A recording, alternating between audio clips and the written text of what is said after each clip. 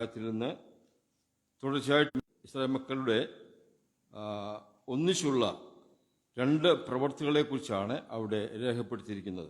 മുൻപുള്ള വാക്കുകൾ നമ്മൾ ഓർത്തത് ഓരോരുത്തരുടെ ജീവിത രീതിയെ സംബന്ധിച്ചും അല്ലെങ്കിൽ ഓരോരുത്തരുടെ വിശ്വാസത്തിൻ്റെ പ്രത്യേകത സംബന്ധിച്ചുമായിരുന്നു. അതിനിടയ്ക്ക് മോശയുടെ മാതാപിതാക്കൾ എന്നുള്ള നിലയിൽ ഒരു കുടുംബത്തിൻ്റെ വിശ്വാസം നാം ഓർക്കുകയുണ്ടായി. അതിനുശേഷം ഒരു ഗ്രൂപ്പായിട്ട് ഒന്നിച്ചുള്ള വിശ്വാസികളുടെ കൂട്ടത്തെ വിശ്വാസ വീരന്മാരുടെ കൂട്ടത്തിൽ പെടുത്തി എന്നുള്ളത് വളരെ ശ്രേഷ്ഠമായിരിക്കുന്ന കാര്യമാണ്. നാം സാധാരണ ചിന്തിക്കുന്ന പോലെ തന്നെ ഈ വിഷയം നമുക്ക് ചിന്തിക്കാം.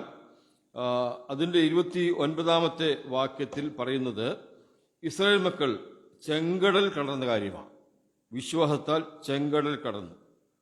30-ാം വാക്യത്തിൽ വായിക്കുന്നത് വിശ്വാസത്താൽ അവർ എരിഹോ മതിൽ ചുറ്റി നടന്നു, അങ്ങനെ മതിൽ ഇടിഞ്ഞു വീണു. ഈ രണ്ട് കാര്യമാണ് പറഞ്ഞിരിക്കുന്നത്. മുഖവരയായിട്ട് വാക്യങ്ങൾ വായിക്കാതെ തന്നെ ചില കാര്യങ്ങൾ പറയുന്നു.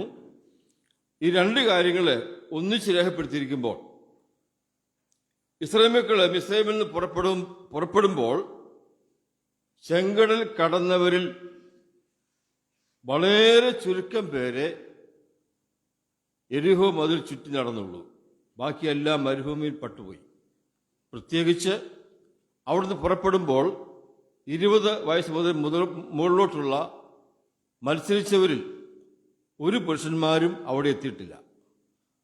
പിന്നെ ആരാ ചോദിച്ചാൽ ഈ വഴിമധ്യേ ജനിച്ച ലക്ഷക്കണക്കിന് ആളുകളുണ്ട്, കുഞ്ഞുങ്ങളുണ്ട്. അവർ വളർന്നു വന്നു. അതുകൊണ്ടാണ് അക്കരെ കിടന്നപ്പോൾ ഗിൽഗാലിൽ വെച്ച് ഒരു പ്രാവശ്യം കൂടെ അവരെ പരിശോധന കഴിച്ചത്. ഒരു പ്രാവശ്യം കൂടെ എന്ന് പറഞ്ഞാൽ ജനിച്ചവരെ പരിശോധന കഴിച്ചത്. അങ്ങനെ ഒരു പ്രത്യേകത ഈ രണ്ട് ഗണത്തിനുണ്ട്. ഒന്നുകൂടെ ഞാൻ പറയാം. ഇസ്രായേൽ മക്കൾ ഇവിടുന്ന് പുറപ്പെടുമ്പോൾ ഏകദേശം 20 ലക്ഷം പേര് എന്ന് ഞാൻ ചിന്തിക്കുന്നു. അവരൊന്നിച്ചാണ് ചെങ്കടൽ കടന്ന് അക്കരെ പോയത്. അക്കരെ ചെന്നിട്ട് യോർദാനിലെ കരയ്ക്ക് ചെല്ലുന്നതിന് മുൻപ് ഇതിൽ മിക്കവാറും പേരെല്ലാം ലക്ഷക്കണക്കിന് ആളുകൾ മരുഭൂമിയിൽ പട്ടുപോയി. അതിന് പല കാരണങ്ങളുണ്ട്, നമ്മുടെ വിഷയം അതല്ലല്ലോ.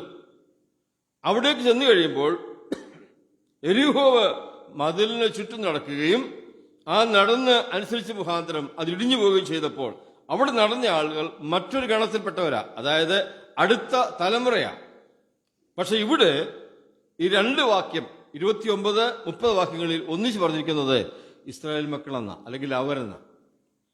ദൈവത്തിന്റെ വിശ്വസ്തത എന്നല്ലാതെ മറ്റൊന്നും നമുക്ക് അതിൽ പറയാനായിട്ടില്ല. ഇവിടുന്ന് പോയവർക്ക് പരാജയമുണ്ട്, അവർ പട്ടുപോയി. അവിടെ ചെന്നവരിലും പോയ വഴിക്കൊക്കെ പുറപ്പെടുത്തവരൊക്കെ ഉണ്ട്. ഇങ്ങനെ പരാജയമുള്ള രണ്ടു കൂട്ടരും അവരിൽ ആരെയും മാറ്റി നിർത്താതെ വിശ്വാസത്താൽ അവർ ചെങ്കടൽ കടന്നു. വിശ്വാസത്താൽ അവർ എരിഹോ ചുറ്റും നടന്ന് ആ മതിലിടിഞ്ഞു എന്ന് പറയുന്നു. അപ്പൊ ഇവരെ എല്ലാവരെയും വിശ്വാസികളുടെ ഗണത്തിൽ പെടുത്തിയിരിക്കുക. അത് നമ്മെ സംബന്ധിച്ച് ഒരാശ്വാസകരമായിരിക്കുന്ന കാര്യമാണ്. ഒരു സഭയിൽ 1, 2, 4 പേർക്ക് എന്തെങ്കിലും കുറവുള്ളവരാണെങ്കിൽ, പരാജയമുള്ളവരാണെങ്കിൽ കർത്താവ് ആ സഭയെ സ്നേഹിക്കുന്നത്.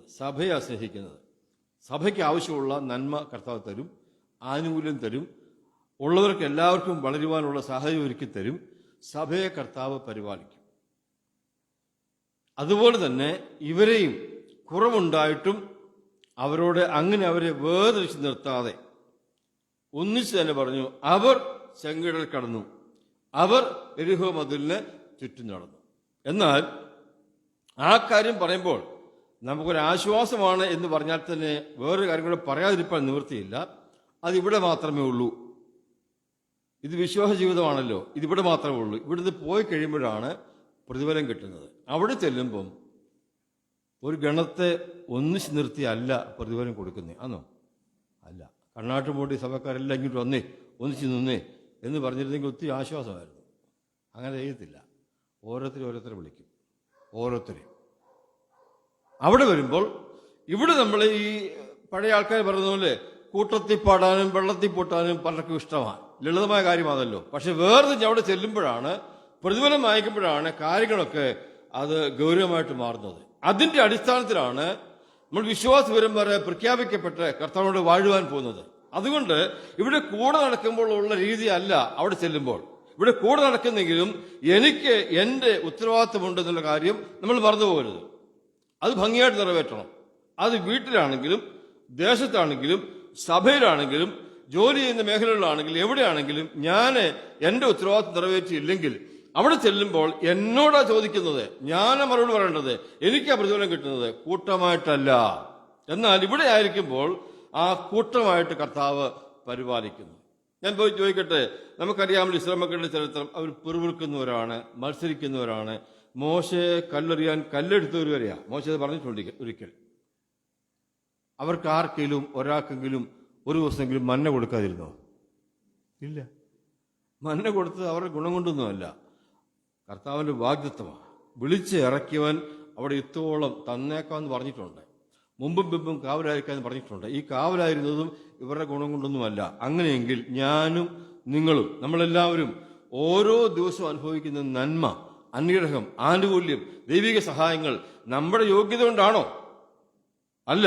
രക്ഷിക്കപ്പെട്ടു എന്ന് ഒരേ ഒരു കാരണത്താല, രക്തം ചൊരിഞ്ഞ് വീണ്ടെടുത്തുകൊണ്ടാണ് നാം നന്മ അനുഭവിക്കുന്നത്. അതാണ് ആ പ്രാരംഭമായിട്ട് ഈ രണ്ടുപേരെ കൂടി ചേർത്ത് പറയുമ്പോൾ പറയാനുള്ളത്. ഇനി നമുക്കൊരു വാക്യം വായിക്കാം. അപ്പോൾ മനസ്സിലാകും ഇവരുടെ സ്വഭാവത്തിന്റെ ഗുണമോ ദോഷമോ ഒക്കെ എന്താന്നുള്ള കാര്യം. 1 കൊരിന്ത്യർ 10-ാം അധ്യായം അതിന്റെ പ്രാരംഭവാക്യത്തിൽ തന്നെ ഇവരുടെ യാത്രയെക്കുറിച്ച് പൗലോസ് പറയുന്ന ഒരു ഭാഗമുണ്ട്. അത് സ്നാനത്തോടൊക്കെ ചേർത്ത് ചിന്തിച്ചിട്ടുമുണ്ട്. നോക്കിക്കോ, 1-ാമത്തെ വാക്യം. സഹോദരന്മാരെ, നമ്മുടെ പിതാക്കന്മാർ എല്ലാവരും മേഘത്തിന് കീഴിലായിരുന്നു.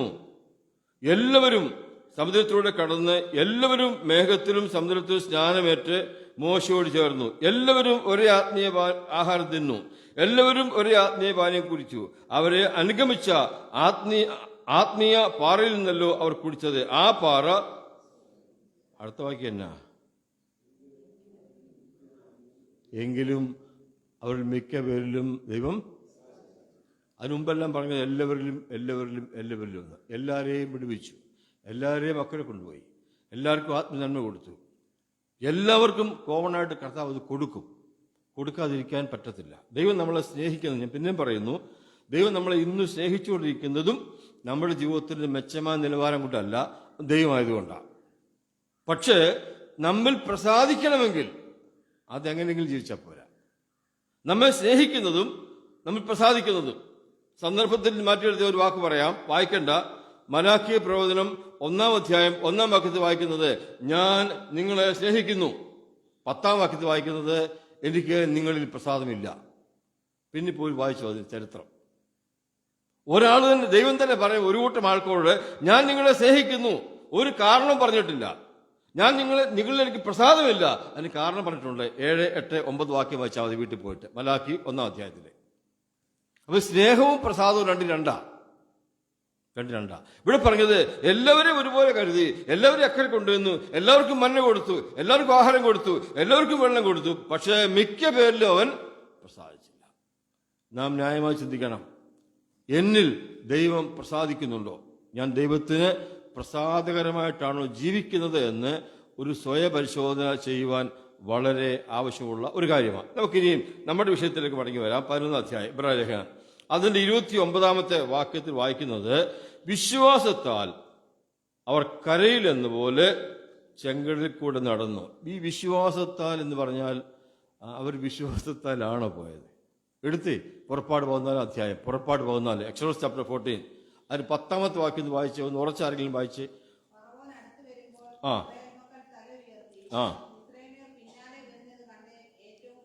ഭയപ്പെട്ടു, നിലവിളിച്ചു.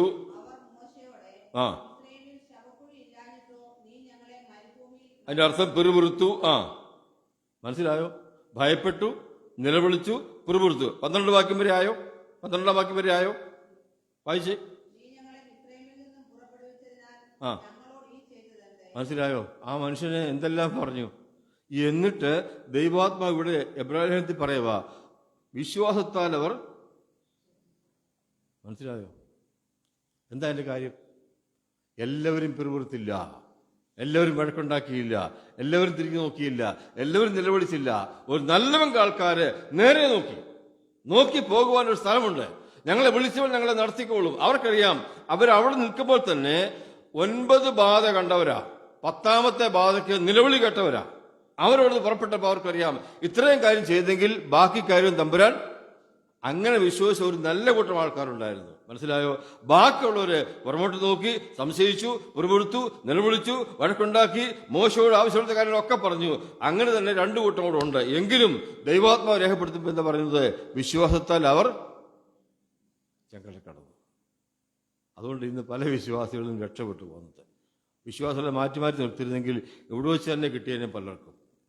നമ്മൾ ഒന്നിച്ച് കർത്താവ് കാണുന്നു, സഭയെ ഒന്നിച്ച് കർത്താവ് കാണുന്നു. അത് മനസ്സിലാക്കണമെങ്കിൽ വെളിപ്പാട് പുസ്തകം 3 അധ്യായത്തിലെ 7 സഭകളെ കുറിച്ച് ഒന്ന് ഓടിച്ച് വായിച്ചു നോക്കണം. സഭയെ കർത്താവ് സ്നേഹിക്കുന്നു, സഭയുടെ കുറവുകളെ കർത്താവ് ബോധ്യപ്പെടുത്തി കൊടുക്കുന്നു. പക്ഷെ അവിടെ ചെല്ലുമ്പം സഭയല്ല, മണവാട്ടി ഒന്നായിട്ട് നിന്നിട്ട് പ്രതിഫലം ഓരോരുത്തർക്കാണ് കൊടുക്കുന്നതും ഓരോരുത്തരെ കണക്ക് പറയുകയും വേണം. അവിടെ വിശ്വാസത്താൽ എന്ന് പറഞ്ഞതിൻ്റെ അർത്ഥം ഒരു ശേഷിപ്പ് അവിടെ ഉണ്ടായിരുന്നു. ഒരു നല്ല പങ്ക് വിശ്വാസികൾ വിശ്വാസത്താൽ മുൻപോട്ട് പോയവർ, അവർ പുറപ്പെടുത്തില്ല, അവർ വഴക്കുണ്ടാക്കിയില്ല. അതുകൊണ്ടല്ലയോ പിൽക്കാലത്ത് പ്രത്യേക സന്ദർഭം വന്നപ്പോൾ പറഞ്ഞത്, എന്നോട് പുറപ്പെടുത്ത, നിന്നോട് വഴക്കുണ്ടാക്കിയ ഈ 20 വയസ്സിന് മുകളിലുള്ള പുരുഷന്മാർ അവിടെ പോകത്തില്ലെന്ന് പറഞ്ഞു. അവർ പോയില്ല, അവരവിടെ എത്തിച്ചില്ല. കാരണം അവർക്ക് സ്വസ്ഥമായി ജീവിക്കാനുള്ള സാവകാശം ദൈവം കൊടുത്തില്ല. അപ്പോൾ ഒന്നാമത്തെ കാര്യം ഇതാണ്. വിശ്വാസത്താൽ കടന്നു പറയുമ്പോൾ തന്നെ എല്ലാവരും അല്ല എങ്കിലും ദൈവാത്മാവ് ഒന്നിച്ചു ചേർത്ത് പറഞ്ഞിരിക്കുന്നു. ഇനി 14-ാം അധ്യായത്തിന്റെ 21-ാം വാക്യം വായിച്ച്, പുറപ്പാട് 14:21. അവിടെ എന്താ പറഞ്ഞു? ആ ആ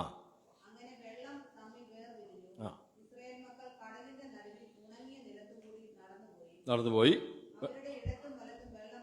ഇവിടെ വായിക്കുന്നത് കാറ്റടുപ്പിച്ച് നിലമുണക്കി വെള്ളം മതില് പോലെ എടുത്തു വലത്തുവാൻ നിന്നു. അങ്ങനെ അവർ ഉണങ്ങിയ നിലത്തൂടെ കരയിൽ കൂടെ എന്നപോലെ നടന്നു പോവുകയാ. ഞാൻ ചിന്തിക്കുന്നത് ഇങ്ങനെയാ, അങ്ങനെ നടന്നു പോയ കൂട്ടത്തിൽ ഇവിടെ ഇക്കരെ വെച്ച് വെറുപുറത്തവരും വഴക്കുണ്ടാക്കിയവരും തിരിഞ്ഞു നോക്കിയവരും നിലവിളിച്ചവരും സംശയിച്ചവരും ഒക്കെ പറഞ്ഞു കാണും, അയ്യോ വേണ്ടായിരുന്നു, കണ്ടോ അത്ര അത്ഭുതം കാണുന്നത്, അവിടെ ഇവിടെയും വെള്ളം ഇങ്ങനെ ചെറുപോലെ നിൽക്കുക എന്ന് വിശ്വസിച്ച് അവരങ്ങ് പോയി കാണും. ചിലപ്പോൾ അതിലും ചെറിയ ആൾക്കാർ കാണും, ഈ വെള്ളമെങ്ങാനും തിരിച്ച് വന്നാലോ. മനസ്സിലായോ? എത്ര അനുഭവിച്ചാലും എത്ര നന്മ അനുഭവിച്ചാലും സംശയിക്കുന്ന ആളുകളാണ് വിശ്വാസികൾ. നമ്മൾ രക്ഷിക്കപ്പെട്ട കാലം മുതൽ ഇന്ന് വരെ എത്ര പ്രാവശ്യം നമ്മുടെ ചെറുതും വലുതുമായ രോഗത്തിന് സൗഖ്യം തന്നിട്ടുണ്ട്. എത്ര പ്രാവശ്യം നമ്മുടെ കുഞ്ഞുങ്ങളുടെ വിഷയങ്ങളിൽ ദൈവം പ്രാർത്ഥനയ്ക്ക് മറുപടി തന്നിട്ടുണ്ട്. എത്ര പ്രാവശ്യം നമ്മുടെ യാത്രയിൽ കർത്താവ് നമ്മളെ സഹായിച്ചിട്ടുണ്ട്. എത്ര പ്രാവശ്യം നമുക്ക് ജോലി കാര്യത്തിൽ കർത്താവിന്റെ കൃപ അനുഭവിച്ചിട്ടുണ്ട്. എന്നിട്ട് ഇനിയും അതേ വിഷയം തന്നെ വരുമ്പോൾ നമ്മൾ എന്ത് ചെയ്യുക? സംശയിക്കുക. അത് പാടില്ല. എങ്കിലും കർത്താവ് കരുണയുള്ളതായതുകൊണ്ട് എബ്രാലേഖനകാരൻ എഴുതുമ്പോൾ ഒരധ്യായം മാറ്റിവെച്ചു, വിശ്വാസവീരന്മാരുടെ പട്ടിക തയ്യാറാക്കിക്കൊണ്ട്. ആ കൂട്ടത്തിൽ ആരും വന്നു? ഇവരും വന്നു. അങ്ങനെയാണെങ്കിൽ നമ്മളും വരും. ഇനി 14-ാം അധ്യായത്തിന്റെ 10-ാം വാക്യം നോക്കി, 2 കാഴ്ചപ്പാടോട് കാര്യങ്ങളെ കണ്ടവരുണ്ട്, അല്ലെങ്കിൽ 2ആയി മനസ്സിലാക്കിയിട്ടുണ്ട്. 14-10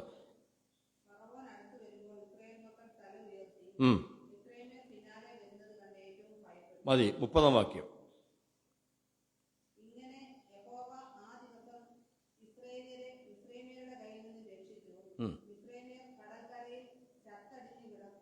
കിടക്കുന്നത്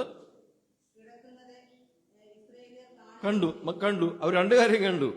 ആദ്യം കണ്ടത് ഫറവോൻ സൈന്യമായിട്ട് വരുന്നു, അത് കണ്ടു.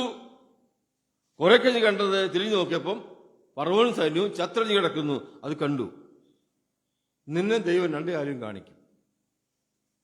ശത്രു വരുന്നത് അവൻ കാണിക്കും. എന്തിനെന്നറിയാമോ? ഈ ശത്രുവിനെ അല്പം കഴിയുമ്പോൾ കൊന്നിടാൻ പോകുകയാ, നശിപ്പിക്കാൻ പോകുകയാ. അത് നിനക്കറിയാമല്ലോ. എന്തിനാ പിന്നെ വന്ന് കണ്ടപ്പോ സംശയിച്ചത്? അപ്പൊ ചത്തു കിടക്കുന്നത് കണ്ടപ്പോ സംശയിച്ചത് വിചാരിച്ച് കാണുമല്ലോ, അയ്യോ സംശയിക്കണ്ടായിരുന്നു, നിലവിളിക്കണ്ടായിരുന്നു എന്ന് വിചാരിച്ച് കാണും. ഞാൻ പറഞ്ഞ് മനസ്സിലായോ? ഫറവോൻ വന്നത് കണ്ടു, അതേ ഫറവോനെ കൊന്നിട്ടിട്ട് അവരെ കാണിച്ചു. ഒരു കൂട്ടരെ തന്നെ 2 കാര്യം കാണിച്ചു. എൻ്റെ പ്രിയമുള്ളവരെ, കർത്താവ് നമ്മുടെ പ്രശ്നങ്ങളെ, നമുക്ക് ഭയാനകമായി തോന്നുന്ന വിഷയങ്ങളെ പരിഹരിക്കുന്നവനാ. അതിന് പിൻപിൽ ഉദ്ദേശമുണ്ടെന്ന് മനസ്സിലാക്കി നാം സംശയിക്കാതിരിക്കുക, നിലവിളിക്കാതിരിക്കുക, കർത്താവ് തന്നെ ആശ്രയിച്ച് മുൻപോട്ട് പോവുക. ഇനി അതുപോലെ തന്നെ 2 കാര്യമുണ്ട്. 21-ാം വാക്യവും 27-ാം വാക്യവും. പുറപ്പാട് 14-ന്റെ 21-ഉം 27-ഉം.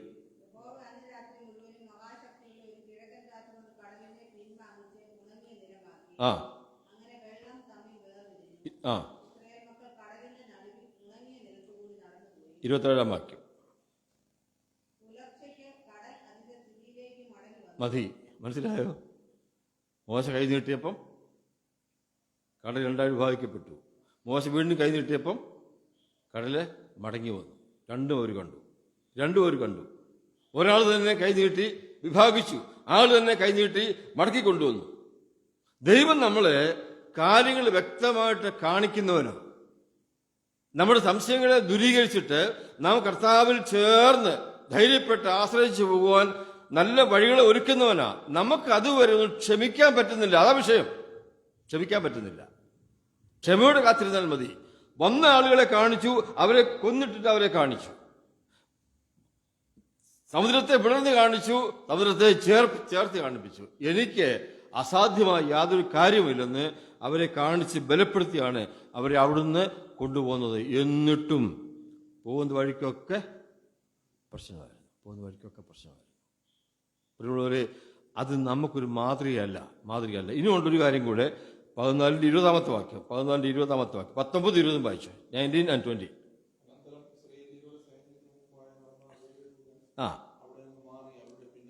മുമ്പിൽ പോയ ദൂതൻ പിമ്പിലേക്ക് വന്നു.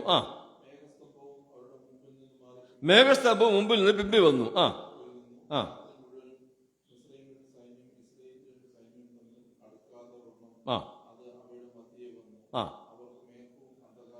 അവർക്ക് മേഘവും അന്ധകാരമായിരുന്നു, ഇവർക്കോ മനസ്സിലായോ? ഇവിടെ പ്രകാശം, അവിടെ അന്ധകാരം. ഇത് രണ്ട് രാജ്യമൊന്നുമല്ല. ഒരു സ്ഥലത്തെ കാര്യം പറയുന്നേ. തമ്പുരാൻ കഴിയാത്ത കാര്യമല്ലോ ഉണ്ടോ? അവരെ അന്ധകാരം നിർത്തിയിരിക്കുക, ശരിക്കും ഇവരെ കാണാൻ കഴിയാതെ വണ്ണം ഇവരെ പ്രകാശം നിർത്തിയിരിക്കുക, നന്നായി മുൻപോട്ട് പോകുവാനായിട്ട്. ഇതിൽ കൂടുതൽ എന്താ ചെയ്യേണ്ടത്? ബലഹീനരായ നമുക്ക് മനസ്സിലാക്കത്തക്ക നിലയിൽ കർത്താവ് കാര്യങ്ങളെ ചെയ്തു തന്നുകൊണ്ടേയിരിക്കുക. ആത്മീയമാണോ അത് തരുന്നു, ഭൗതികമാണോ അത് തരുന്നു, മാനസികമാണോ അത് തരുന്നു, ശാരീരികമാണോ അത് തരുന്നു, സാമ്പത്തികമാണോ അത് തരുന്നു. എന്താ നമുക്ക് തരാനിരിക്കുന്നത്? എല്ലാം തന്നുകൊണ്ടിരിക്കുക. എന്നിട്ടും നാം പിറുപിറുക്കുന്നെങ്കിൽ, നാം വേണ്ടവണ്ണം ആത്മീയ വളർച്ച പ്രാപിക്കുന്നില്ലെങ്കിൽ അത് കഷ്ടമാണ്. അതുകൊണ്ട് പ്രിയമുള്ളവർ, നമുക്ക് ഇസ്രായേൽ മക്കളുടെ ഈ സ്വഭാവം മാതൃകയാക്കാൻ ആവശ്യമില്ല. ഞാൻ ആ 20-ാം വാക്യത്തിൽ പറഞ്ഞത് ഒന്നുകൂടെ പറഞ്ഞിട്ട് പോകട്ടെ. അവർക്ക് ഇരുളും ഇവർക്ക് പ്രകാശവും. ഈ ദൈവത്തിന് പണ്ട് മുതലേ ഉള്ള കാര്യമാണ്. ഇരുളും വെളിച്ചവും തമ്മിൽ വേർപിരിക്കുക. ഉൽപ്പത്തി വായിക്കണ്ട. ഉൽപ്പത്തി 1-4 വാക്യത്തിലുണ്ട്, യഹോവ ഇരുളും വെളിച്ചവും തമ്മിൽ വേർപാട് ആരംഭിക്കുന്നത് ദൈവത്തിന്റെ ഹൃദയത്തിലാണ്, നമ്മുടെ സഭയിലല്ല, പ്രതികാരുടെ കൂട്ടത്തിലല്ല. വേർപാട് ആരംഭിക്കുന്നത് എവിടെയാ?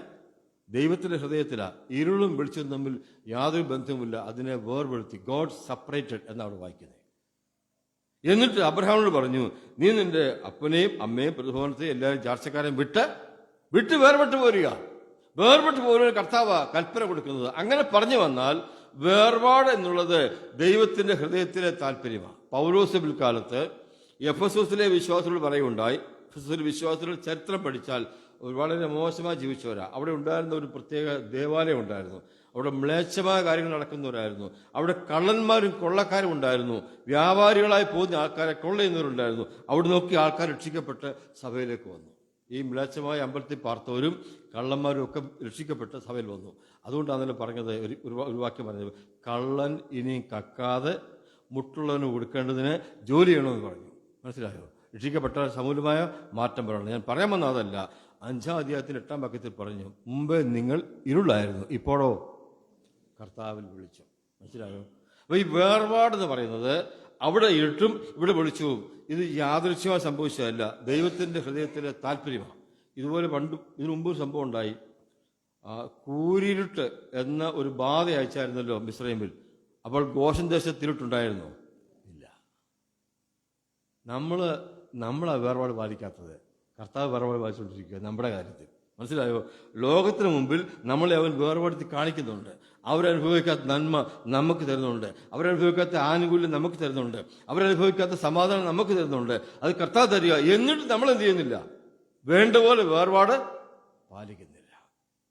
ഞാൻ സിമ്പിളായിട്ട് പറയുന്നേ, ഇത്രയും കാര്യം നമുക്ക് ജീവിതം തന്നിട്ടും നമ്മൾ പാലിക്കേണ്ട വേർപാട് പാലിക്കുകയും കർത്താവിനെ അനുസരിക്കുകയും വേണം. എന്നിട്ട് കുറെ കൂടെ കഴിഞ്ഞ് പൗലോസ് പറഞ്ഞു, ഇരുളിനും വെളിച്ചത്തിനും തമ്മിൽ എന്തൊരു യോഗ്യത? ഒന്നുമില്ല, ഒരു ബന്ധവുമില്ല, ഒരു ഫെലോഷിപ്പും ഇല്ല. രണ്ടാ. അതുകൊണ്ട് നമുക്ക് വരും കാര്യങ്ങളിൽ ഇരുളിൻ്റെ പ്രവൃത്തികളെ മാറ്റിവെച്ച് വെളിച്ചത്തിൻ്റെ ആയുധവർഗം ധരിച്ച് കർത്താവിനോട്ട് മുൻപോട്ട് പോകുവാനായിട്ട് ദൈവം നമ്മളെ സഹായിക്കട്ടെ. മടങ്ങി വരാം. എബ്രായ ലേഖനം 11 അധ്യായത്തിൻ്റെ 29 വാക്യത്തിൽ വായിച്ചത്, വിശ്വാസത്താൽ അവർ കരയിൽ എന്ന പോലെ ചെങ്കടലിൽ കൂടി കടന്നു. അടുത്തെന്താ? അത് മിസ്രൈമിൽ ചെയ്യുവാൻ നോക്കിയിട്ട് മുങ്ങിപ്പോയി. മിസ്രൈമിൽ ചെയ്യുവാൻ നോക്കിയിട്ട്, ആൻഡ് ദേ അറ്റംപ്റ്റഡ്, അവർ ശ്രമിച്ചു എന്നാ മുങ്ങിപ്പോയി. ഇത് ശ്രമിച്ചാൽ കിട്ടുന്നതല്ല. ആണോ? ഇസ്രായേൽ ശ്രമിച്ചിട്ട് നോക്കരെ പോയേ? അല്ല, അവർ ശ്രമിച്ചൊന്നുമില്ല. തമ്പുരാൻ തുറന്നു കൊടുത്തു. നമ്മളൊരു 2-3 മാസം മുമ്പ് കൺവെൻഷൻ സമയത്ത് ആ വാക്ക് കേട്ടതാണല്ലോ, അതുകൊണ്ട് വിശദമായിട്ട് പറയുന്നില്ല. ഒരു വഴി തുറന്നു കൊടുത്തു. ആ വഴിയെ കൂടെയാണ് ദൈവമക്കൾ പോകുന്നത്. അതിന് ശ്രമമൊന്നും വേണ്ട. എന്തു മതി? വിശ്വാസം മതി. വിശ്വാസത്താൽ ഇസ്രായേൽ മക്കൾ ചെങ്കടലിൽ കൂടെ കടന്നുപോയി. അവരൊന്നും ശ്രമിച്ചൊന്നുമല്ല, അവർ നോക്കുമ്പോൾ വഴി തുറന്നു കിടക്കുന്നു. അതുകൊണ്ടാണ് എബ്രായക്കാരൻ പറഞ്ഞത്, അതുകൊണ്ട് സഹോദരന്മാരെ, യേശു തൻ്റെ ദേഹമെന്ന തിരുസരിലൂടെ നമുക്ക് ഒരു പുതിയ വഴി പ്രദർശിച്ചു തന്നിരിക്കുക. നമ്മളൊന്നും ചെയ്യണ്ട, വിശ്വാസത്താൽ രക്ഷിക്കപ്പെടാം, വിശ്വാസത്താൽ തന്നിലൂടെ സ്വർഗത്തേക്ക് പ്രവേശിക്കാം. എന്നാൽ പുറകെ വന്നവർ നോക്കിയപ്പം അവർ ശ്രമിക്കുക. എന്തിനാ? ഈ കടലിൽ കൊടന്ന് അത് അറ്റംപ്റ്റ് എന്നാ അവർ ശ്രമിച്ചു നോക്കി. അവർ ശ്രമിച്ചാലൊന്നും പോകാൻ പറ്റത്തില്ല. ഇത് കൊച്ചു കാര്യമൊന്നുമല്ല. ഈ ദൈവം തന്നെ മക്കൾക്ക് കൊണ്ട് ഒരുക്കിയിരിക്കുന്നതാണ്. അവിശ്വാസിക്ക് വേണ്ടിയല്ല, അനുസരണക്കാർക്ക് വേണ്ടിയല്ല. അവർ വിശ്വസിച്ചാൽ അവർക്ക് എന്ത് ചെയ്യാം? വിശ്വസിച്ചാൽ പോകാം. ഇത് വിശ്വസിക്കുന്നവർക്ക് കൊണ്ട് മാത്രം തുറന്നിരിക്കുന്നതാണ്, അല്ലെങ്കിൽ ശ്രമിക്കുന്നവർക്ക് വേണ്ടിയല്ല. ഇന്ന് ലോകത്തിൽ അനേക ആളുകളും ശ്രമിക്കുന്നുണ്ട് അക്കരെ കടക്കാനായിട്ട്. നിന്റെ ശ്രമം ഫലമാകത്തില്ല. അതുകൊണ്ട് കർത്താവ് പറഞ്ഞത്, അധ്വാനിക്കുന്നവരും ഭാരം ചുമക്കുന്നവരുമായുള്ളവര് എൻ്റെ അടുക്കൽ വരിക. നിങ്ങൾ ശ്രമിക്കത്തേ ഉള്ളൂ, നിങ്ങളുടെ ഭാരത്തിന് മാറ്റം വരത്തില്ല. പാവിയോട് പറയുക.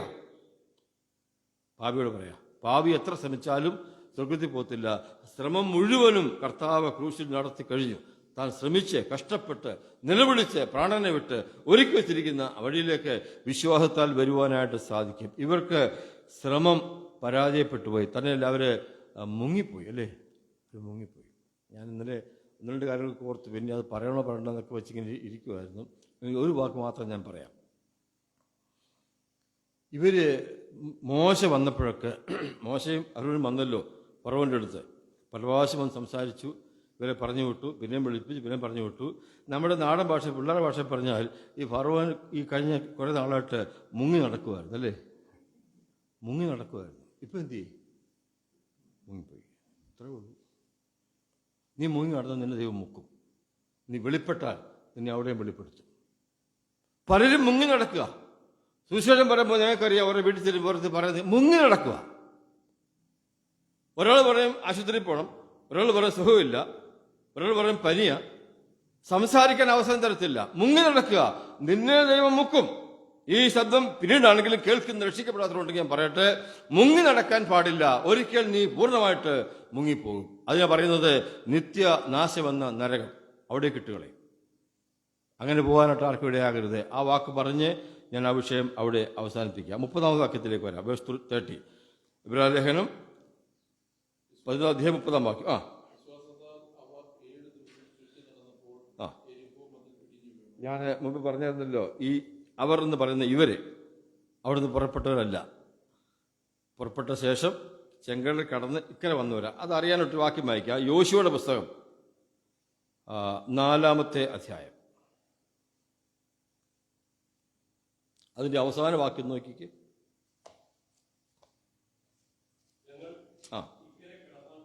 അത് തന്നെ. വായിച്ചു. ഞങ്ങൾ ഇക്കരെ കടപ്പാൻ തക്കോണം നിങ്ങളുടെ ദൈവമായ യഹോവ ഞങ്ങളുടെ മുമ്പിൽ ചെങ്കടലിൽ വറ്റിച്ചതുപോലെ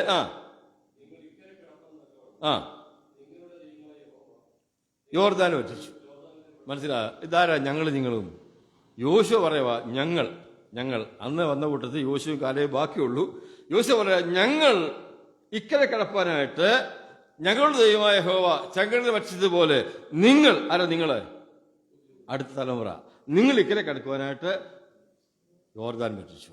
കഴിഞ്ഞ അനേക വർഷങ്ങളായിട്ട് മരുഭൂമി യാത്രയിൽ പലരും പറയാമായിരുന്നു, യോ കുഞ്ഞുങ്ങളെ ഞങ്ങളിങ്ങനെ വന്നറിയാമോ ചെങ്കല്ല് വറ്റിച്ച് ഞങ്ങളെ ഇവിടെ കൊണ്ടുവന്നത്. പിള്ളേർക്ക് ഇത് കേൾക്കുമ്പോൾ ഒരു അത്ഭുതമാണ്. അവർ വളർന്നു, 40 വർഷമായില്ലേ, അവർ വളർന്നു.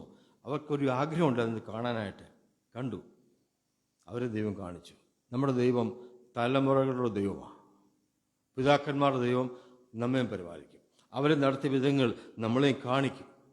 ഞങ്ങളുടെ ദൈവം ആ കടൽ തുറന്ന പോലെ നിങ്ങളുടെ ദൈവം യോർദാൻ വറ്റിച്ച് നിങ്ങളെ ഇക്കരെ എത്തിച്ചു എന്ന് പറഞ്ഞതിൻ്റെ ആശ. അപ്പോൾ ഇക്കരെ വന്ന ആരാ? പുതിയ തലമുറ. അത് മനസ്സിൽ വെച്ചുകൊണ്ട് വേണം അവിടെ ചിന്തിക്കുവാനായിട്ട്. അവിടെ 30-ാം വാക്യത്തിൽ വായിക്കുന്നത്, വിശ്വാസത്താൽ. അവരുടെ വിശ്വാസം എന്തായിരുന്നു?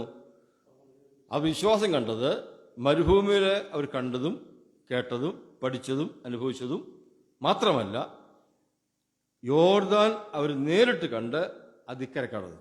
ആ സമയത്ത് യോർദാൻ നദിക്കൊരു പ്രത്യേകത ഉണ്ടായിരുന്നു.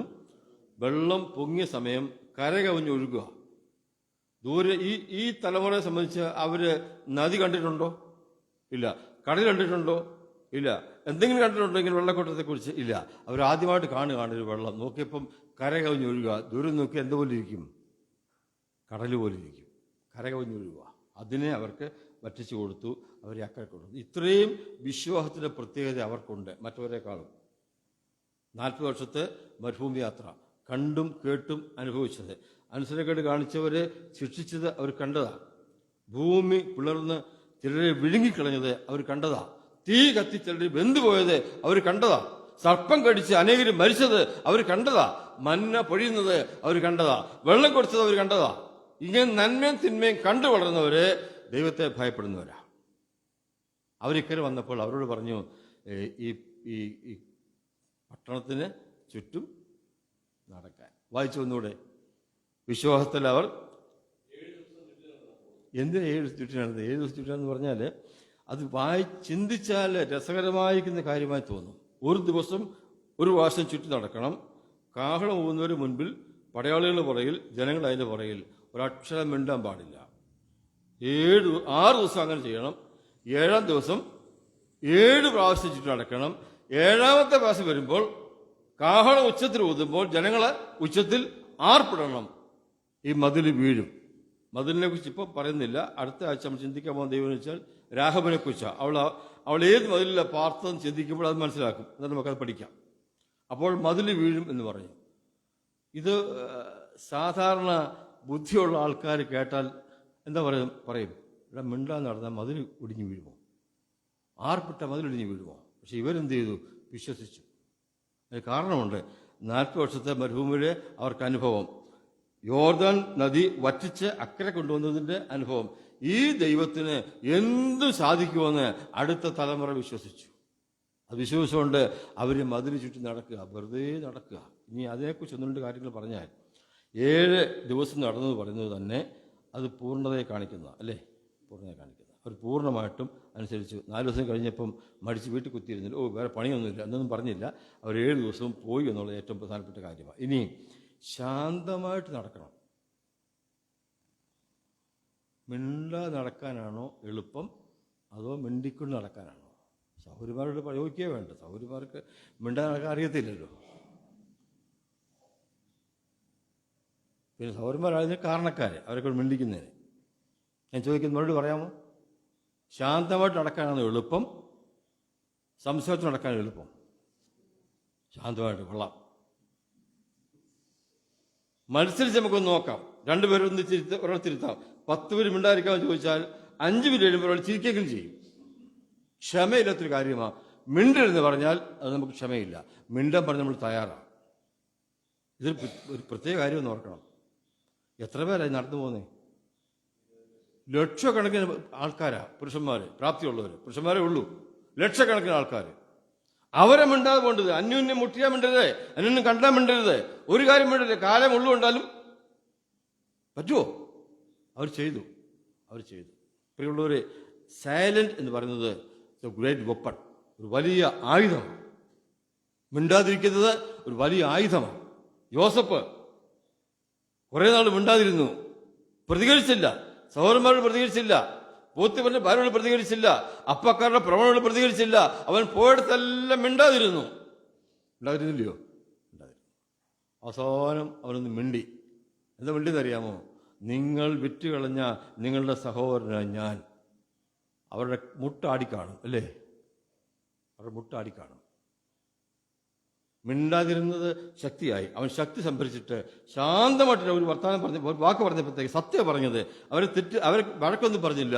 നിങ്ങൾ വിറ്റുകളഞ്ഞ സഹോദരൻ പറഞ്ഞപ്പോഴത്തേക്ക് ആ വാക്ക് അവരെ തകർത്ത് കാണും. ഈ മതിലിടിഞ്ഞതുപോലെ അവർ മുട്ടാടിക്കാണും. ദാവീദ് പരവാശം ശൗല് തന്നെ കൊല്ലുവാൻ വന്നു. ഒരു പ്രാവശ്യം ശൗല് മുൻപ് വന്നു. അപ്പോഴും ആൾക്കാർ പറഞ്ഞ് കൊല്ലട്ടെ, വേണ്ട. അവന്റെ വസ്ത്രത്തിന്റെ അഗ്രം മുറിച്ചെടുത്തു ദാവീദ്. എന്നിട്ട് ശൗല് പോയി കഴിഞ്ഞപ്പോൾ ദാവീദ് ഇവിടുന്ന് വിളിച്ചു, രാജാവേ, നോക്ക്, നിന്റെ വസ്ത്രത്തിന്റെ അഗ്രമായ എന്റെ കയ്യിൽ ഇരിക്കുന്നത്. എനിക്ക് നിന്നെ കൊല്ലാമായിരുന്നു, ഞാൻ നിന്നെ കൊന്നില്ല.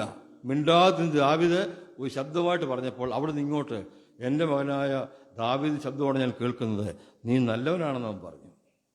ശൗലിന്റെ മുട്ടാടി കാണും. മനസ്സിലായോ? ആവശ്യമുള്ള മിണ്ടിയാൽ മതി. മിണ്ടട്ടപ്പം മിണ്ടണം. നമ്മൾ മിണ്ടാതിരുന്നാൽ, ചില കാര്യം സൈലന്റ് ആയിരുന്നാൽ അത് വലിയൊരു ആയുധമാണ്. ശത്രുവിനെ പരാജയപ്പെടുത്തുവാൻ അത് മതിയായതാ. നമുക്ക് ഇച്ചിരി ബുദ്ധിമുട്ടായിട്ട് തോന്നാൻ. നമ്മുടെ കർത്താവിൻ്റെ കാര്യം പറയാം. നമ്മുടെ കർത്താവ് ഒരിടത്ത് ക്ലാസ് എടുത്തുകൊണ്ടിരിക്കുക. ഒരു സ്ഥലത്ത് ആൾക്കാരിങ്ങനെ വന്നിരുന്നു, സംസാരിച്ചുകൊണ്ടിരിക്കുക. അങ്ങനെ സംസാരിച്ചുകൊണ്ടിരിക്കുമ്പം പരീക്ഷന്മാർ ചില ആൾക്കാർ ഒരു സ്ത്രീയെ പിടിച്ചുകൊണ്ട് വരുന്നു. ഇവളെ വ്യഭിചാരപ്പെട്ടതിന് പിടിച്ചതാ, മോശ പറഞ്ഞതുപോലെ കല്ലെറിഞ്ഞ് കൊല്ലണം എന്ന് പറഞ്ഞപ്പോൾ കർത്താവ് എന്ത് ചെയ്തു? രണ്ടു വാക്യം വായിച്ച് കേൾപ്പിച്ചോ. കർത്താവ് ഇങ്ങനെ നിന്നു, ഒറ്റ നിപ്പ, മിണ്ടുന്നില്ല. അവരങ്ങനെയല്ല പ്രതീക്ഷിച്ചത്. ക്ലാസ്സൊക്കെ അവിടെ നിർത്തി കർത്താവ് ഇങ്ങനെ സംസാരിക്കുക, മിണ്ടാൻ നിൽക്കുക. എന്നിട്ട് പയ്യെ തല എടുത്തിട്ട് പറഞ്ഞു, നിങ്ങളിൽ പാവമില്ലാത്തവരുകളെ, എന്നിട്ട് കുനിഞ്ഞു. പിന്നെയും തല നോക്കിയപ്പോൾ ഒരെണ്ണത്തിനെ കാണാനില്ല. ഈ എരുഹോ മതിൽ ഇടിഞ്ഞു വീഴുന്ന പോലെ ഇവരിടിഞ്ഞു വീണു, എല്ലാം തിരിച്ചു പോയി. പിന്നെ കർത്താവ് വാ തുറന്നു, സ്ത്രീയെ, അവരാരും നിനക്ക് ശിക്ഷ വിധിച്ചില്ലേ? ഇല്ല, ഞാനും ശിക്ഷ വിധിക്കുന്നില്ല. ആ സ്ത്രീയുടെയും കാലിൽ ഇടയിൽ കാണും, അല്ലേ? കൊല്ലപ്പെടുമെന്ന് പറഞ്ഞ് വന്നവളാ. കർത്താവ് അവളോടും മിണ്ടാ നിന്നു. അവൻ്റെ ശാന്തത ശക്തി സംഭരിക്കുന്ന കാര്യമായിരുന്നു. ശക്തി സംഭരിച്ച് പറഞ്ഞു, ഞാനും നിന്നെ കുറ്റം വിധിക്കുന്നില്ല, പോകാം.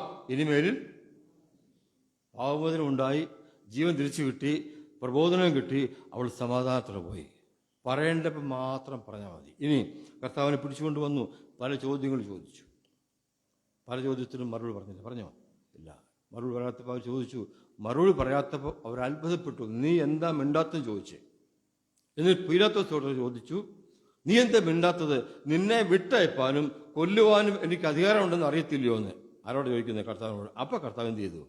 വാ തുറന്നു. മേലിൽ നിന്ന് കിട്ടാതെ നിനക്ക്, അത്രേ പറഞ്ഞുള്ളൂ, വേറൊന്നും പറഞ്ഞില്ല. അപ്പം അദ്ദേഹത്തിന് ഒരു ചഞ്ചലിപ്പുണ്ടായി. അവൻ ഭയപ്പെട്ടു പോയി. അപ്പോൾ കർത്താവിനെ വിട്ടയക്കാനായിട്ട് തീരുമാനിച്ചു. അപ്പോൾ കർത്താവ് പല സന്ദർഭങ്ങളിലും മിണ്ടിയില്ല.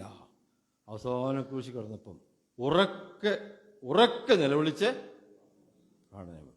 മിണ്ടേണ്ട സമയത്ത് അവൻ മിണ്ടി. എന്തൊക്കെ സംഭവിച്ചു? ഭൂമി കുലുങ്ങി, പാറകൾ പിളർന്നു, ദൈവത്തെ തിരശ്ശീല മേൽത്തൊട്ട് അടിയോളം ചീന്തിപ്പോയി, കല്ലറകൾ തുറന്ന് വിശുദ്ധന്മാരുടെ പലരുടെയും ശവങ്ങൾ ശബ്ദം പുറപ്പെടുത്തി. ഇത്ര സംഭവിച്ചു. അതിന് കാരണം എന്നാ? മിണ്ടേണ്ടപ്പോഴേ മിണ്ടിയുള്ളൂ. അവരോട് പറഞ്ഞെന്തുവാ? 7 ദിവസം ശബ്ദിക്കരുത്, 7-ാം ദിവസം ശബ്ദിക്കാം. എന്തിനാ? ഈ മതിലിടിച്ചിടാനാ, മതിലിടിഞ്ഞു പോകാനാ. അത് വിശ്വസിച്ചുകൊണ്ട് അവരതുപോലെ ചെയ്തു. അതിന്റെ മാതൃക ഞാൻ പറഞ്ഞത്. ജോസഫ്, ദാവീദ്, നമ്മുടെ കർത്താവ്, അവരൊക്കെ ശാന്തമായിരിക്കേണ്ട സമയം ശാന്തമായിരുന്നു. കർത്താവ് എന്തിനാണ് ശാന്തമായിട്ടിരുന്നത്? വലിയ പേര് പരിഹസിച്ചു. നിന്നെ തന്നെ രക്ഷിക്കുക, ഞങ്ങൾ രക്ഷിക്കുക എന്ന് കള്ളന്മാർ പറഞ്ഞു. അവിടെ ഒന്നും മിണ്ടിയില്ല. മിണ്ടാൻ കഴിയാഞ്ഞിട്ടാണോ? മറുപടി ഇല്ലാഞ്ഞിട്ടാണോ? താൻ മറുപടി പറയാൻ വന്നവനല്ല, താൻ ശാന്തമായിട്ടിപ്പം വന്നവനാണ്. ആ സമയത്ത് ആ ശാന്തത താൻ വെളിപ്പെടുത്തി, തന്റെ മഹത്വം വെളിപ്പെടുത്തി എന്ന് പറഞ്ഞതിന്റെ ആശയം. അതുകൊണ്ട് എൻ്റെ സൗരന്മാരെ ഞാനൊരു കാര്യം പറയട്ടെ. മിണ്ടാതിരിക്കേണ്ട സമയത്ത് എന്ത് ചെയ്യണം? മിണ്ടാതിരിക്കണം. എല്ലാത്തിനും കയറി മറുപടി പറയല്ലേ, ആവശ്യത്തിൽ കയറി സംസാരിക്കരുത്. മിണ്ടാതിരുന്നാൽ അതൊരു ബലമാണ്. ആ ബലം സംസാരിക്കുന്ന സമയത്ത് പ്രയോജനപ്പെടും, ശത്രുവിൻ്റെ വായടയ്ക്കുവാൻ കാരണമായി തീരും. ഇനി തിരിച്ചു പറയാം. ആവശ്യത്തിൽ എല്ലാം കയറി സംസാരിച്ചാൽ കുറെ കഴിയുമ്പോൾ എവിടെയെങ്കിലുമൊക്കെ സോറി പറയേണ്ടി വരും. മനസ്സിലായോ? സോറി പറഞ്ഞു കഴിഞ്ഞോ 2 ദിവസത്തേക്ക് മിണ്ടത്തില്ല. എന്താ സാറേ മിണ്ടാത്തേ? ഓ, എന്ത് പറഞ്ഞാലും ആൾക്കാർ കുറ്റമില്ലോ, ഞാൻ മിണ്ടുന്നില്ല. ഇത് നേരത്തെ ആയിരുന്നെങ്കിലോ? പിടികിട്ടല്ലോ ഇല്ലയോ? മതി, അത്ര മതി. ഇനി വായിക്കുക, ഒന്നുകൂടെ വായിച്ചു. നിങ്ങൾക്ക് ചിരിച്ചു കാണുന്നത് സന്തോഷമാണ്. 7 ദിവസം ചുറ്റി നടന്നു. ഈ ചുറ്റി നടക്കുക എന്ന് പറയുന്നത് വാസ്തവത്തിൽ ചുറ്റി നടക്കുന്ന ജോലി ആരുടെയാ? പെട്ടെന്ന് പറയാമോ? വാക്യം എന്തുവാ?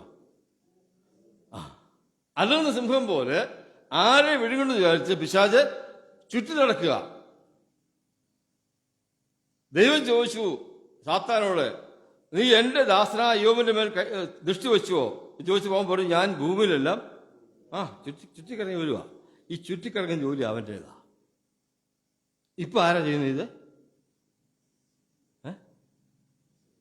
ഇത്രയും മക്കള്. എന്താ കാര്യം?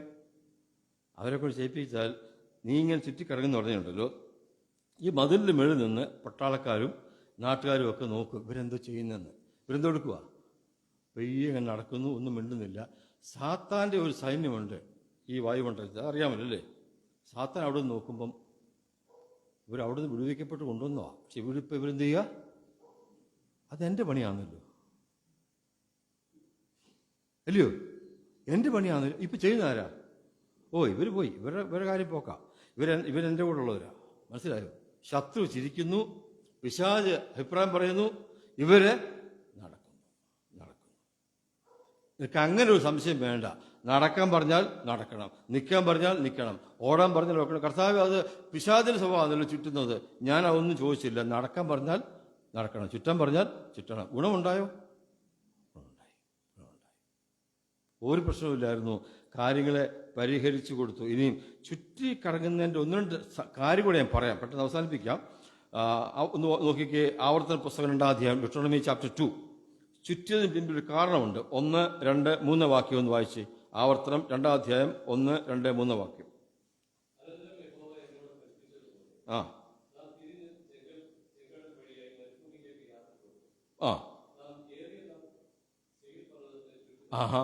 ഏറെ നാൾ സേർ പർവ്വതത്തെ ചുറ്റി നടന്നു. കാരണം എന്നറിയാമോ? അതിന് മുമ്പ് ഒരു പാപം ചെയ്തു. ആ പാപത്തിന്റെ ഫലം അത് ഇപ്പോൾ വിശദീകരിക്കാൻ സമയമില്ലാത്തതുകൊണ്ട് പറയുന്നില്ല. സംഖ്യാപുസ്തകം 14-ാം അധ്യായത്തിലുണ്ട്. അതിന്റെ ഫലമായിട്ട്, നിങ്ങൾ ചെയ്ത ഈ തെറ്റിന്റെ ഫലമായിട്ട് 40 ദിവസത്തിനൊത്തവണ്ണം 40 വർഷം നിങ്ങൾ മരുഭൂമിയിൽ ഉഴലുമെന്ന് ദൈവം പറഞ്ഞു. അപ്പോൾ അവർ ചുറ്റി നടന്നത് പാപത്തിന്റെ പരിണിത ഫലമാണെന്ന് പറഞ്ഞതിന്റെ ആശയം. സംഖ്യാപുസ്തകം 14-ാം അധ്യായവും ആവർത്തന പുസ്തകം 2-ാം അധ്യായവും ചേർത്ത് പഠിച്ചാൽ പാപത്തിന്റെ ഫലമാണ് ഈ ചുറ്റി നടന്നത്. ഇത്രയും നാളും അവരെ ചുറ്റി നടത്തിച്ചു. ഇപ്പൊ ഇവിടെ പറഞ്ഞെന്തുവാ? നിങ്ങൾ ഈ മതിലിനെ, അത് പാപത്തിന്റെ ഫലമല്ല, വിജയത്തിലേക്ക് നയിക്കുവാനുള്ള ദൈവത്തിന്റെ പദ്ധതിയാണ്. എല്ലാത്തിനും ഒരുപോലെ കാണാൻ പാടില്ല. നമുക്ക് ചില കാര്യങ്ങൾ ഉൾക്കൊള്ളാൻ പറ്റത്തില്ല. മതിലിന്റെ വെളിയിൽ പോയിട്ട് ഇങ്ങനെ നടക്കുക, ചുറ്റെന്ന് പറഞ്ഞാൽ മാനുഷിക ബുദ്ധിക്ക് അപ്പുറമായിരിക്കുന്ന കാര്യമാണ്. പക്ഷെ ആരാ പറഞ്ഞു നമ്മളോട്? ദൈവം പറഞ്ഞു. ദൈവം പറയുമ്പോൾ അതിനകത്തുള്ള ബുദ്ധിയൊന്നും നമ്മൾ നോക്കേണ്ട കാര്യമില്ല. നമുക്ക് ഉൾക്കൊള്ളാൻ പറ്റത്തില്ലെങ്കിലും നാം ചെയ്തേ പറ്റത്തുള്ളൂ. ചെയ്തു. എന്ത് സംഭവിച്ചത്? അതോ ഇടിച്ചിട്ടോ? ഇടിഞ്ഞു വീണോ? ഇടിഞ്ഞു വീണെന്ന് പറഞ്ഞാൽ അതിന് പോലും അവർക്ക് പങ്കില്ല. നടന്നതേ ഉള്ളൂ, മിണ്ടാതെ നടന്നതേ ഉള്ളൂ. അവസാനം ഒന്ന്, ഞാനിങ്ങനെ ഒരു വാക്ക് പറയട്ടെ, ഓരോ ദിവസവും അല്ല 12 പ്രാവശ്യം ചുറ്റി നടന്ന് മിണ്ടാതെ പോയപ്പോൾ ഈ മതിലിന്റെ അടിസ്ഥാനങ്ങൾ ഇളകിക്കൊണ്ടിരിക്കുമായിരുന്നു. ശാന്തതയ്ക്ക് അത്രമാത്രം ശക്തിയുണ്ട്. ശാന്തതയ്ക്ക് ദൈവം പറഞ്ഞിട്ട് നാം അനുസരിക്കുന്ന കാര്യത്തിന് അത്രമാത്രം ശക്തിയുണ്ട്. അവസാനം ഒറ്റ ഷൗട്ട്, ഒറ്റ നിലവിളി എന്ത് ചെയ്തു? ഇടിഞ്ഞു വീണു. ഈ മതിൽ പോലുള്ള പ്രശ്നങ്ങൾ, പ്രതികൂലങ്ങൾ നമ്മുടെ മുമ്പിൽ വരട്ടെ, അതിനെ ഇടിച്ച് കളയുവാനായിട്ട് ആർക്ക് കഴിയും? ദൈവത്തിന് കഴിയും. പക്ഷെ നമ്മൾ എന്ത് ചെയ്യണം? നമ്മൾ മിണ്ടാതിരിക്കണം, നമ്മൾ വിശ്വസിക്കണം, ചെയ്യുന്ന കാര്യം അതുപോലെ അനുസരിക്കണം. നമ്മുടെ ആയിട്ടുള്ള ബുദ്ധിയൊന്നും അവിടെ പ്രയോഗിക്കരുത്. പോകുന്ന കൂട്ടത്തിൽ പോയി സംശയിക്കില്ലേ, ഇങ്ങനെ നടന്നാൽ ഇടിയുമോ? അതെൻ്റെ വിഷയമല്ല. നടക്കാനേ പറഞ്ഞുള്ളൂ, മിണ്ടാതിരിക്കാനേ പറഞ്ഞുള്ളൂ, അവസാനം മിണ്ടാനേ പറഞ്ഞുള്ളൂ. ഇത്രയും കാര്യങ്ങൾ മാത്രം നമ്മൾ ചെയ്താൽ മതി. ആ കാര്യം അവിടെ സംഭവിച്ചു. നമ്മുടെ ബുദ്ധിക്ക് അപ്പുറമായ കാര്യം ദൈവം പറഞ്ഞാലും നാം ചെയ്യണമെന്ന് പറഞ്ഞതിൻ്റെ ആശയം. നമുക്ക് അബ്രഹാമത്തിൽ മടങ്ങി വന്ന വായിച്ച് അവസാനിപ്പിക്കാം. ഇബ്രാഹിം 11 അധ്യായം അതിൻ്റെ 30 വാക്യം.